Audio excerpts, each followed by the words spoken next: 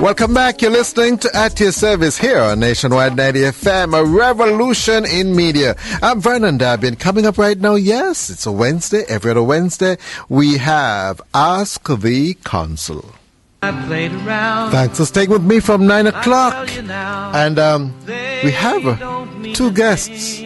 And they can't sing, you know. I'm sorry for them if they can't sing. They better sing this song. Good morning, Erin May. Yes. Got it right? Erin May and Gary Dewey.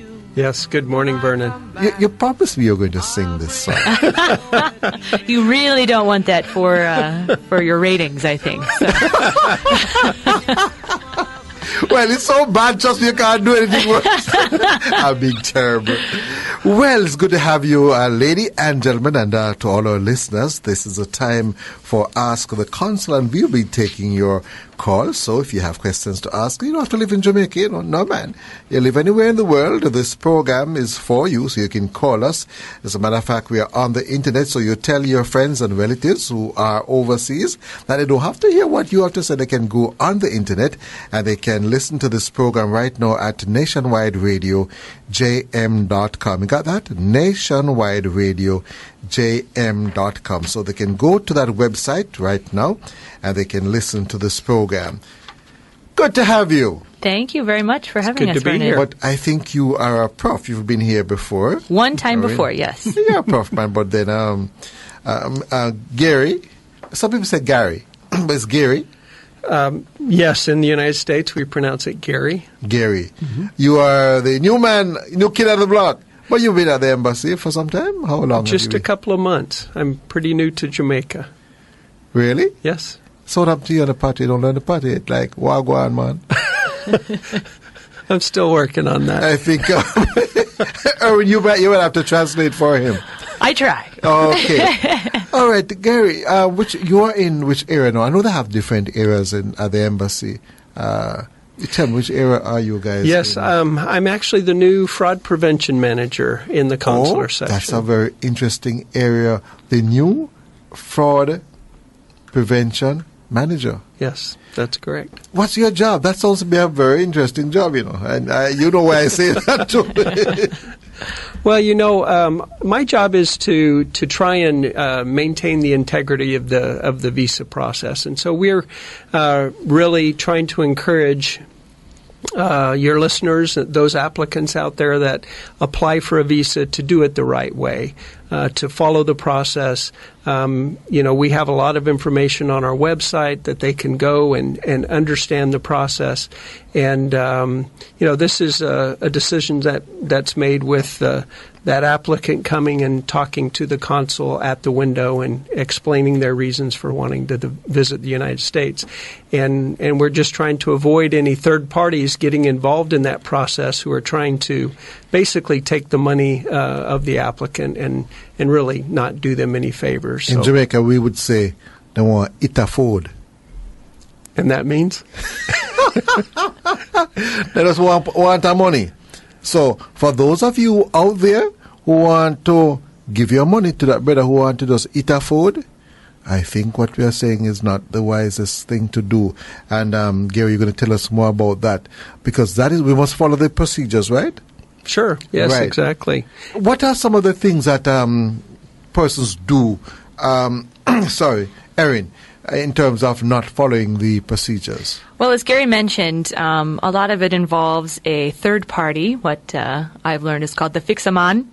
I see you know the wordings, the fix-a-man. The fix-a-man. Yeah. You definitely do not want to listen to anyone who says they have an in at the embassy or, know a special way to guarantee you a visa. As Gary said, all of our procedures are outlined on the website, and we actually are launching a brand new campaign to combat fraud. So we have a new slogan: getting a U.S. visa is easier than you think if you apply the right way.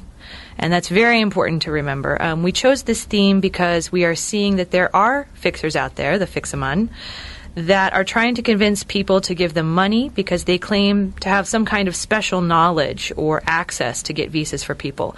And we want to be sure everyone knows this is simply not true. All of the information you need is available on the website, and you should never pay anyone outside of the normal visa fees that you can find on the website, and never pay anyone to get a visa. So on average, I think we've stated this a lot of times, 7 out of 10 applicants that apply get a visa. And for those who don't qualify right now at this moment, you have the opportunity to apply again in the future when your circumstances might change. So getting the help of a fixer involves telling the embassy something that is usually not true.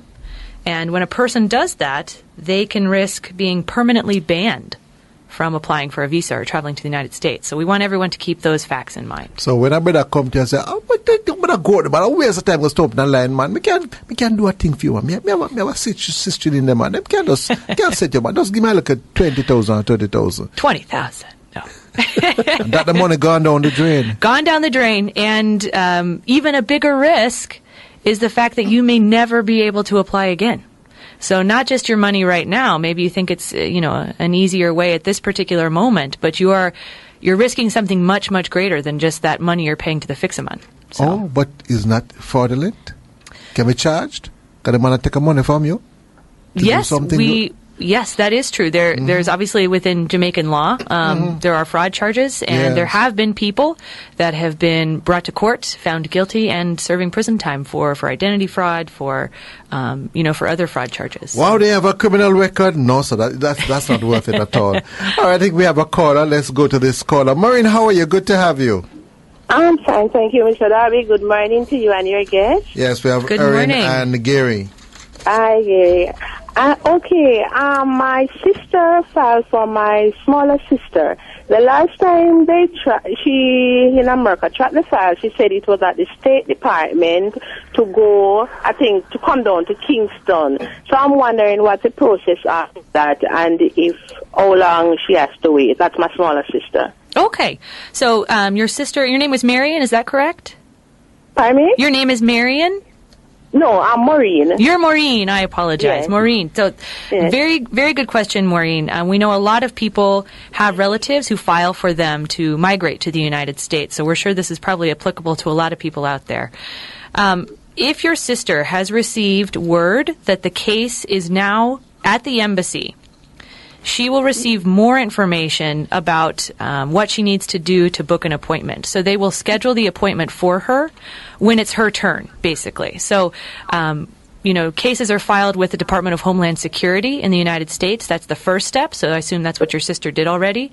Right. And so sometimes years later, it does take a while occasionally, the case will come to the embassy when the priority date has been reached, when it's her turn in line to come for the interview. So then if it's with us, she will be receiving basically a whole packet of information about appointments she needs to book for a medical exam, to get a police certificate, maybe to be sure her passport is up to date, all of that. So once she receives that information, she can follow that and those steps, and then she'll be coming to the embassy for the actual appointment.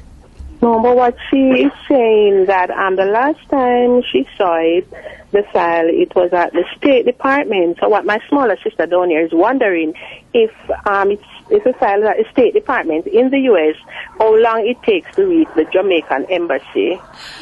Well, if it's with the State Department, then we will be reaching out to her. Basically, for the brother or sister of an American citizen, the current date is January of 2002.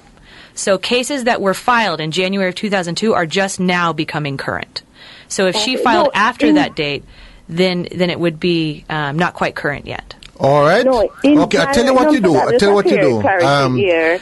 What is best? Hello. No, you're having a feedback, Mr. Darby. I can only hear you. You have your radio on?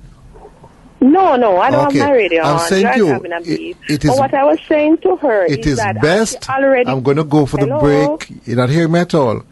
I'm going to go for the break. I'm going to ask you to hold on. So just hold on. Soon come back. All right? Welcome back. You're listening to At Your Service here on Nationwide 90 FM. Let's go back to Maureen. But Maureen, you have 0.1 second. Yes, I'm going to hurry up. What I was saying to her that he had already get the letter from the visa department that there's a visa ready. So all those processes are taken care of already. So it's just the last week, my sister in America said that the paper were at the State Department. So I'm just wondering how long it takes from the State Department for her to get a call from the Jamaican embassy here. That's what I'm asking. Well, if it's with us, we would be handling that process. But since I don't have all the case details of your sister in front of me, you can send an email to ask maybe what the status is. And let me give you the email address for that. It's Kingston IV, like immigrant visa. Kingston IV at state, STATE, .gov, G-O-V. That's Kingston IV at state.gov. At state.gov. Yes, ma'am. And so for anyone listening who has a question about the status of their immigrant visa, that's the email that you can write to. Okay, thank you. Thank you very much for calling, and you have a wonderful day. And thank you for your patience. Yeah, man. You have a great day. All right, let's go to another caller. Joe, how are you? Where are you calling from? I'm calling from Kingston. I have a problem now. The country people them stop calling me. Go right ahead. Hi, Vernon. Hi, Gary. Hi, Joe. Hi. Okay. My question is, if somebody has been a convicted felon, served a time in the United States, and was sent back to Jamaica, are they able to apply for a B1 visa? Well, after some time. All right. Gary's going to answer you. Okay. Thanks for the question, Jill. It's good to hear from you. Of course, it depends on the circumstances under which the individual was convicted in the United States and perhaps deported. Each case is looked at individually, and certainly we would encourage this individual, if some time has gone by, they certainly can apply. At that time, we'll need to take a look at the circumstances. They would probably want to bring any court documents with them to the interview so that we could review the situation and determine if they're eligible for a visa or perhaps if a waiver is available. But certainly, depending on the seriousness of the crime, it is possible. Okay, so that person could just apply like a normal person, of course, put in all the information they can on the application, and of course bring in any documents that they have available, and then they will be told at the interview, well, this is the reason why you're not, or maybe it's possible that they could be granted if time has elapsed, like over 6 to 10 years. Yes, and there's not necessarily a specific time frame, but certainly the more time that's gone by without them having any additional issues is helpful. So so that would be the process that I would encourage them to go through. Okay. All right then. Thank you. Thank you, Jill. Thank you. All the best. Thank you very much for calling. We lost Joe. Okay. Okay, that's Dr. Joe. I thought I was going back to Joe again. Now, back to these fraudulent practices. Gary, tell us about your experience there at the embassy. Give us examples of some of the things that persons do. There are many persons who I believe who do not know that they're doing something which is wrong. They might see somebody on the road and they're scared. I don't know why they're scared of you, because you look quite harmless to me. Are we friendly enough? Well, for one, you know, so to the party, you look like you want no more party than me. So you know how to communicate with Jamaicans when they go there. But, you know, when you buck up a con man on the street, you know, and them charm you, you know, I'm going to look by you and say, baby, you good looking, baby, looking nice, let me tell you, man. And, you know, maybe just fix that thing for you. Say, so you'll do anything. So it's not easy. So we're going to take this call and then we come back and, you know, look at some of the things that Jamaicans do. Well, not just Jamaicans, anybody do to get that visa. All right, we have Claudette on the line. Good morning, Claudette. How are you doing? Good to have you. Good morning. I'm good. Yeah, I'm saying, I'm applying for the... You have Erin and Gary? Good morning, Claudette. Good morning. Yeah, good morning. Good morning. Yeah, I'm applying for the visa for so many times, and I'll get turned down. I'm not qualified. The amount of time that I apply and get turned down, I can't even mention it. You know? So what I'm saying now, I can't get no more qualified now. I'm qualified. I'm not in a big job yet, so I'm a security. Okay. Working for almost 9 years, and I am married. I have my house.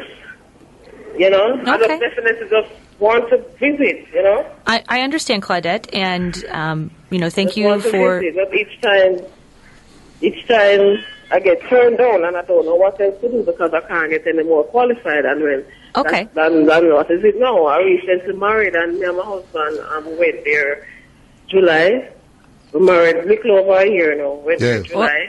Okay, but let's just. So what I want to know is, let's just answer you. Can I apply again? Okay, so I understand, Claudette, you've applied a few times, and I'm sorry you've had sort of a negative. More than a few. Okay, a negative experience with the visa process, but we do understand that that does happen sometimes.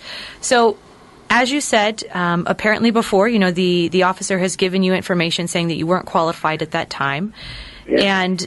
Just to say again that, every officer at the visa section does use U.S. immigration law. They're not just deciding, based on their opinion. They are basing all of their decisions on the Immigration and Nationality Act and using the basis of U.S. law to decide who is and who may not be qualified. You can always apply again. But we do encourage people to wait until something in their life circumstance has changed. So maybe you get a new job, or that you said you've gotten married recently. That would be something. Over here, over here, no. Okay, so that would be. Hello, hold. Sorry, well, I can't tell you. Just listen. If you go there and they ask you a question and you start to talk over them, you're going to be there. But look at your so you must just listen. You understand? Yeah. So just listen. Just to continue with that, getting married, finding a new job, getting a promotion, even in the job that you have right now, if you're earning more money, if you've bought a house, something like that. All of these things constitute what we call a change in circumstances.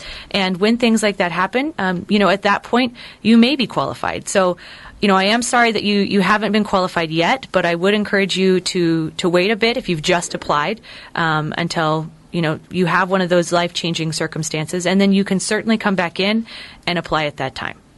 All right. Okay. Okay, thank you, Claudette. Thank you very much for calling. And we have another caller. George, how are you? Good. Oh, I think probably George credit ran out. So. All right. We now have Gladys on the line. Good morning, Gladys. How are you doing? Good morning, Mr. Darby. I'm fine, thank you. Good morning, Gladys. I would like to start. Good morning, Consul. Good morning. I have a daughter in the U.S. She was I don't know if she was convicted because she was at a friend's house and them find drugs in the house and them did arrest her and she do some sentencing and then she I don't know what really happened, but a couple of years ago they went to her house and them take her in and then them send her out back and then she keep on going to them keep on telling her like 6 months time to come in and so forth, and she was to bring in work where she work and a pay slip and things like that. But it keeps going on for about 2 years now, so I'm wondering if they are going to deport her or whatever, because them don't lock her up now anything again. But then keep on giving her like 6 months time to come back and so forth. Well, Gladys, thank you for sharing that with us. Not knowing the circumstances of her situation, whether she's there on a some sort of a visa or if she's an American citizen. No, she was. Hello. Hold. Let him speak because I have another caller holding. So let's allow him to respond. All right. Okay. So if there are specifics of the case that you would like to share with us through our email address, perhaps we could. I don't have an email. Well, maybe, is there anyone on your family or an internet cafe you could go to also to send an email? No, I don't have. I can't get in. Well, it seems as if you probably have to ask your daughter to make direct contact because you really can't be speaking because you'll have to know because you're not even sure some of the facts, right? So let your daughter call the program when we have them on next time. All right. I know that our father did file. No, I'm not saying you just have her call back when we have the the consular officers here next time. All right? All the best. Take care. All right? Okay, we have Dan on the line. Let's go to Dan. Good morning, Dan. How you doing? Yes, good afternoon. No, we're running the day and afternoon yet. Still in New York, so that is why. Good afternoon. Good to have you all the way from New York. Go right ahead. You're right. Question for you. Why is it in Jamaica they make it so difficult for adoption cases? I'm trying to adopt my niece, and they're telling me a letter. Let me tell you what now. Before you go any further, that is something that we probably could talk about on Friday when we have Legally Speaking between 11 and 12, because that's a question for the Jamaican authorities. That's a valid question. Yes, ma'am. Yeah, because they make it so difficult. They're telling me I'm not related to her. Did they do any investigation or anything? All right, I tell you what, this is not the program for that. Just say, hold for me now. You probably call us on Friday between 11 and 12. At the same time, you can also send me an email at the same number that you call. You can also send me an email to ayswithvernon@hotmail.com. That is ayswithvernon@hotmail.com. So AYS, Alpha Yankee Sugar, then the word with, right? Whiskey, Igloo. Harry, Indigo. No, I spelled wrong now. It's like TH. I thought my consular officers will be helping me here. I tried. They're laughing at me. It's AYS with, so W as in whiskey, right? Got it right? Yes, yes. I as in indigo, T as in tango, H as in Harry. That's with, right? Then Vernon. So AYS with Vernon. Got it? At hotmail.com. At what? Hotmail.com. Oh, Hotmail. Thank you very much for calling, and all the best to all those listeners who are listening in New York. Have a wonderful day. All right, then. Thank you. I call you back. Take care. All the best. Okay, we're going to go for the break now, ladies and gentlemen. You're listening to At Your Service here on Nationwide 90 FM, a revolution in media. It's Ask the Consul. You give us a call when we come back. It's a program, Ask the Consul, the only one of its kind in Jamaica and probably the Caribbean, as far as I know. And for those who missed this program, you can also get it on our website, Facebook page. It's there, facebook.com/AYS with Vernon. We have with us Erin Mai and Gary Dewey. We have now on the line John. Good morning, John. How you do? Great enough, Sir Vernon. You're great? This is why? Yeah? But that's a country now. Praise the Lord. One country man. Where other country you come from? Which country? Here, sir. But let me tell you what the problem is. Because your line is so tied up, sometimes we can't hardly get through. Because, you know, this program is in demand, you know, boss. Yes, I know. It's in demand. So very good to know. But it's good, though. It's a good program. And we all right, you see, you spend about $40,000 already with our program. I'm giving a promotion. My question is, though, if you're married and the other half had applied for a visa and went away and didn't return, does that affect the other person from applying? Will that have any implication on the next person? Well, John, thanks for the question. Well, you know, technically it does not affect the other person being able to apply for a visa, because everyone is certainly welcome to apply for a visa. That would be something I would be very upfront about when you talk to the consular officer about the situation with your spouse, because certainly it could impact the decision depending on how you describe your own intentions in visiting in the United States. So it would be something that I would put out there and explain to the consul. But really, each interview is individual, and they will look at your particular circumstances to determine if you're qualified for the visa. Okay, what about if you no longer have any contact with the person and they have nothing to do with you, but yet still they are there and you are here and you want to apply? Well, and that put your particulars on the form? Once again, John, that would certainly be something as during your interview, and that's one of the reasons that we have interviews, is for you to have an opportunity to be able to explain those kinds of individual circumstances that should be taken into account during the visa interview process. All right, great. Thanks. Appreciate it. Have a good day. Keep up the good work. Yeah, man. Thank Have you, a John. good day. Say all the best. Good. Okay, we're going to go now to Donna. Good morning, Hello. Donna. How are you? I'm fine, thank you, Mr. Darby. How are you and your consul as well? We're doing well, Donna. Thank you. You're welcome. I'm just asking you this question. I have a domestic worker visa where I traveled with my boss to the U.S. Could you say how long can I stay on that visa? Okay, Donna. Thank you for asking this question. This is another sort of common thing that we see here in Jamaica is domestic workers traveling with the families that they work for. Now, the visa that you received, if it was in relation to the work you would be doing for that family, that visa should only be used for travel with that family as an employee of the family. Okay? So if it has, a lot of times those visas have an annotation, as we call it. It means something is written on the visa or typed on the visa, and it will say for travel with the name of your employer. Yes, that's what it Okay. says. So you can stay on that visa if you're traveling with the family you work for as long as the Department of Homeland Security, the Border Patrol officers who you'll see at the airport, they tell you how long you're allowed to stay, and that will probably be the same amount of time that the family is staying as well. But if you want to go on your own, if you want to travel by yourself for vacation or something like that, that's not really the purpose of the visa that you were granted, to travel with the family.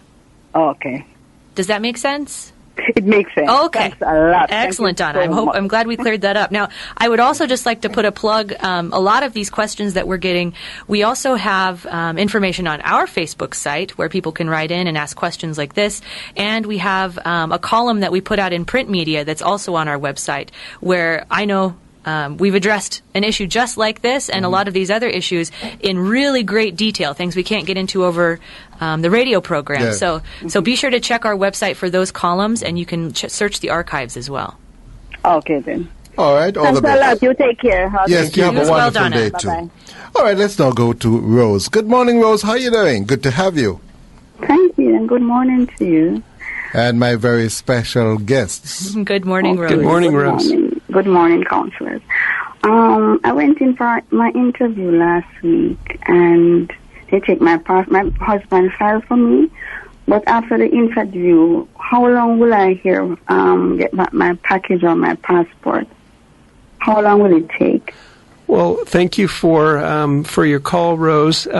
So it sounds like that your visa was approved at the time that you were at the embassy. Is that correct? Yes, it is.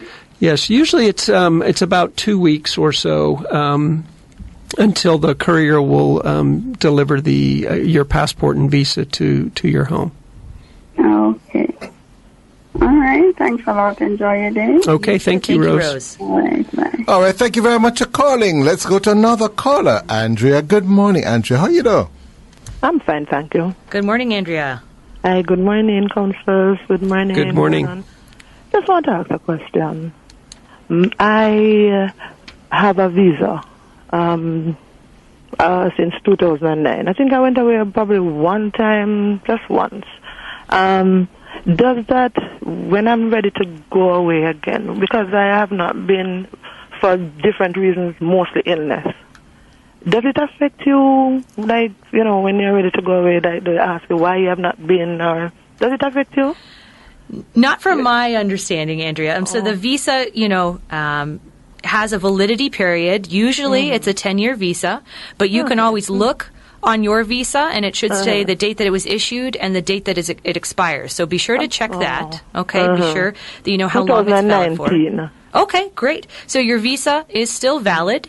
Sometimes we see people who have a 10-year visa, and they come for a renewal, and they've traveled one time in that whole 10 years. And that's not a problem. As long as you abide by the rules, and as long as you stay for, just the amount of time that's given to you by the Customs and Border Protection officers at the airport, then you should have no problems that I could foresee.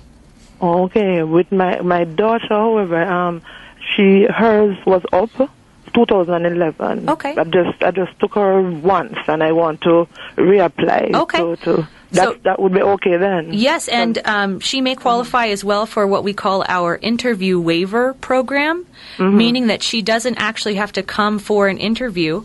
You can just come to the embassy, you book an appointment, drop off the passport, and then it can be adjudicated and mailed back to you. So be sure to check the website for that information as well. Okay, so we can do that because I see the long line up there. I can't stay away so long somewhere. I understand. You're free to line, eh? Yes. What's that all about again? No matter if you make your appointment. We've got shade and snacks, all kinds of things. It's a nice experience. But yes, no, thank you. And don't let me remind you of those days when the lines were very, very long. I've heard people used to buy space. That don't happen again. No. The thing is, I'm not very well, I'm diabetic and so forth, so I don't go to places where I have to stay too long in lines and so forth. Do you understand? Can you walk okay and stand? How are you? If I'm? Yes, can you walk okay? Yes, man. Okay. It's just that when I stay too long and it gets hot, I get a little... And we do have, greeters there who can assist people who have either, mobility issues or any kind of illness. You can always make them aware if you need to be somewhere cool. They can take you somewhere nicer. Wheelchair too? We are wheelchair accessible. Oh, that wheelchair. Oh, yes, I see, boy. Things are getting better these days. What a thing. That's good to hear. Thank you very much. Thank you very much for calling. Let's go now to George. Good morning, George. How are you doing? Morning, Sir Vernon. How are you doing? Hey, not bad, my brother. Good morning, George. Good morning. Good morning. Okay, George, I remember calling about 3 weeks ago regarding my wife. She got her passport yesterday. Also my son. But the problem is, in my son's passport is a different person's visa is printed in it. How do I go about that? Okay. George, thank you so much for letting us know about that. Yes, that is certainly something that we would be interested in correcting. I think probably the best thing to do would be to send an email to the website or our email address, Kingston NIV at state.gov, and put in that email the particulars of your son's full name and date of birth, and let us know that the visa that was pasted into his passport was someone else, and we will arrange a time to have you bring that his passport back so that we can correct that, and we will put the correct visa in there. That it's pretty unusual when something like that happens, but obviously we do many hundreds of these every week, and so I guess there are times when there can be mistakes made. So we would like to correct that and get the right the right visa to you as soon as possible. Okay. George, you can also say that you spoke to us on the radio show. You can say you spoke to Gary or myself, so that we know that this was one of the questions that came up during the show. Okay, so you say I have to send the email first. I can't just take it there. It would be better to send the email so that we know you're coming and we can make arrangements to expedite it for you as quickly as possible. Then you don't have to sit outside so long. My wife's visa expired the 2nd in November. It will expire? They have to leave the country. They have to leave the country by the 2nd of November. We can certainly get you in before that. Oh, yes, that'll be no problem. Okay. And get it corrected very quickly. All right. Okay, thank you very much. Have a wonderful day. Thank you, George. All right, we're going to go to another caller. Latoya, good morning. How are you? Good morning, Vernon. How you do? Pretty good. I have a very quick question. And I have my two guests, Erin Mai and Gary Dewey. Good morning. Good morning, Latoya. Yes, my question is, it's pretty quick, pretty simple, but it's very important. And you better get to that question because it will not be quick if you continue that straight, if you're traveling, what's the longest you can stay in America?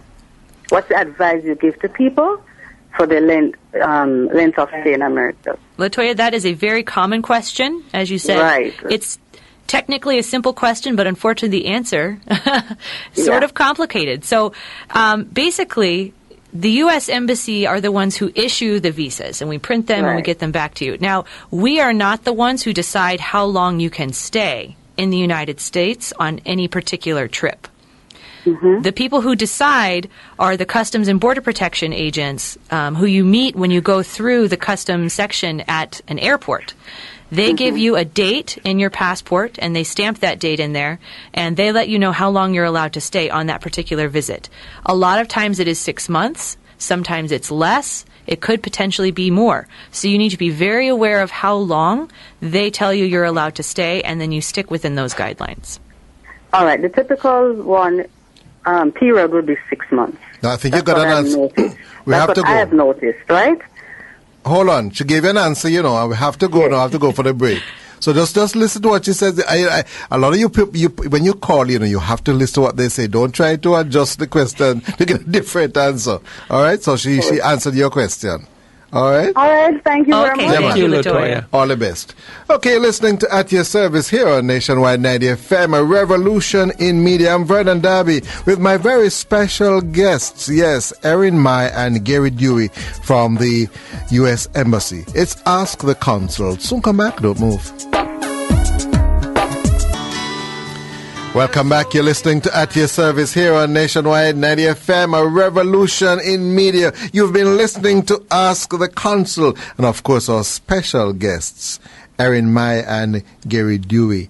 Any final word? We've come to the end of the program already. Oh, my goodness. Yes, we have. Yes, oh my goodness. We have come to the end of the program. That's gone by quickly. Yes. Well, once again, we just want to encourage all of our listeners to be on the lookout for our ad campaign, and to encourage them to, as our slogan says, getting a U.S. visa is easier than you think if you apply the right way. And we want everyone out there to have a good experience and to apply for a visa in the correct way. And there's one document you should never leave. Document of truth. Thank you very much, Erin Mai and Gary Dewey. We probably need to have a program like this again on fraud. You know, probably I don't think we had enough time to go through as much as we probably should have gone through today. Another time. That would be great, Vernon. Thank you very much for being here. Thank you very much for being here. Thank you very much for being here. Thank you very much for being here. Thank you very much for